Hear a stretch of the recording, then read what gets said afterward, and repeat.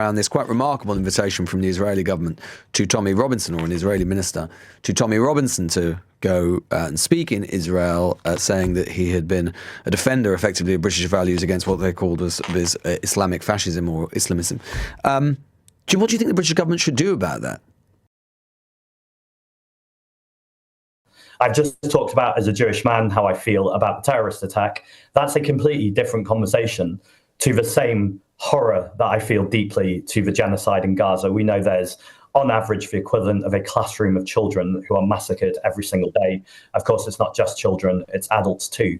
And so many people in this country, increasingly so, are looking at our British government's role in this genocide and are wanting to go out on the streets in a non-violent way and march, something which has been a proud British tradition ever since we've had a democracy, from the suffragettes to the civil rights movement.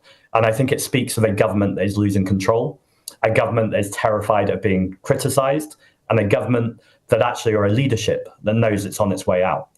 And so I'd call on the government and the Home Secretary to do the right thing, both in terms of stop selling arms to Israel and allow people to protest. There was a protest recently with pots and pans where people were protesting against the famine in Palestine. And actually the reason given by the police for stopping this protest was it might disturb businesses.